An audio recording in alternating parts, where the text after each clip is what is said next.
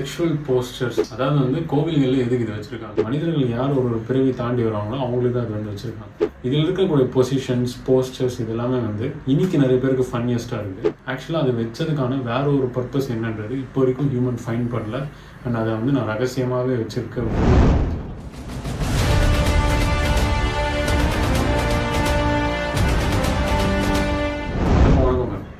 Welcome to big jewel. இன்னைக்கு வந்துட்டு நிறைய பேருக்கு வந்து இந்த ஒரு செக்ஷுவல் போஸ்டர்ஸில் ஒரு டவுட்ஸ் இருக்குது. அதாவது வந்து கோவில்களில் எதுக்கு இது வச்சுருக்காங்க, இது வந்து 3 டைமென்ஷனாக நான் வந்து பிரிக்க போகிறேங்க.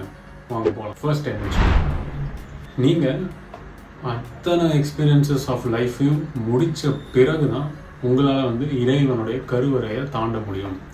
கருவறை என்னன்னா உங்களுடைய 3வது கண். அதுதான் கோவிலோடைய கருவறையில் தான் வந்து சிலை இருக்கும் தவிர பகவான் வச்சுருப்பாங்க தவிர நீங்கள் வந்து பார்த்தீங்கன்னா வெளியிலே வந்துட்டு பகவான்லாம் இருக்க மாட்டார். நீங்கள் உள்ளே போய் தான் போய் பார்க்கணும். நல்ல கோவில்கள் எல்லாத்துலேயுமே அதுதான் இருக்கும். அண்ட் இன்னொரு விஷயம் பார்த்தீங்கன்னா ஃபஸ்ட்டு டைமென்ஷனில் நான் ஒரு விஷயத்த சொல்கிறேன் பாருங்கள்.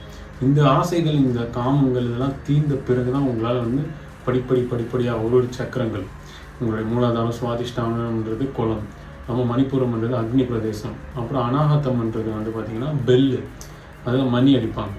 நம்ம இந்த பிரதிஷ்டையெல்லாம் பண்ணுவாங்க பார்த்தீங்களா. இதெல்லாம் எதுக்கு அப்படின்னா, இந்த அனாகத்தம் தாண்டும் போது நீங்கள் வந்து கிட்டத்தட்ட 8லேருந்து 32 மூச்சு பயிற்சிகள் வந்து அது உள்ளே வந்து பண்ணிகிட்டே இருக்க வேண்டியது இருக்கும். அதெல்லாம் ரகசியமான ஒரு பொருள். அதை வந்து இன்னொரு வீடியோவில் பேசுவோம். அந்த ரகசியங்களை வெளியே சொல்ல வேண்டாம்.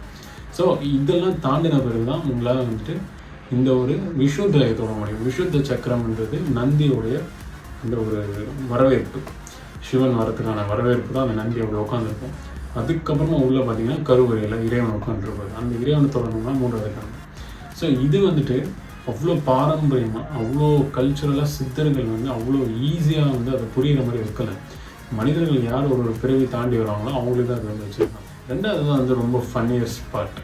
இதில் இருக்கக்கூடிய பொசிஷன்ஸ், போஸ்டர்ஸ் இதெல்லாமே வந்து இன்னைக்கு நிறைய பேருக்கு ஃபன்னியஸ்ட்டாக இருக்குது. ஆக்சுவலாக அது உள்ளே இருக்கிற டெக்னிக்ஸை வச்சு தான் இன்றைக்கி இருக்கிற நீங்கள் பண்ணிகிட்டு இருக்கிற ஃபிசிக்கலோ குழந்தை பயாலஜிக்கலாக வரதோ அதை பார்த்து தான் வந்து நம்ம இதெல்லாம் பண்ணிகிட்ருக்கோம். ஆக்சுவலாக அது வச்சதுக்கான வேற ஒரு பர்பஸ் என்னன்றது இப்போ வரைக்கும் ஹியூமன் ஃபைன் பண்ணல. அண்ட் அதை வந்து நான் ரகசியமாகவே வச்சுருக்க விரும்புகிறேன்.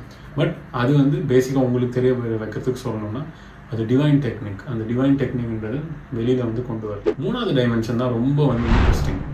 இப்போது இந்த விஷயங்கள்லாம் பார்த்துட்டு யாருக்கு ஒருத்தருக்கு பாவனை எப்படி ஏற்படுதோ அதெல்லாம் பார்க்கும்போது யாருக்கு என்ன பாவனை ஏற்படுதோ ஒரு படிப்படியாக தாண்டி போயிட்டு கருவறையை பார்க்கும்போது அந்த சிலையில் இறைவன் இருக்கா இல்லையா அப்படின்றத ஆராயிற ஒரு மனிதனுக்கு தான் தனக்குள்ளே இறைவன் இருக்கான்ற ஒரு பாடம் குருவும் வந்து அவனுக்கு கிடைக்குது அப்படின்றது தான் 3rd டைமென்ஷன்.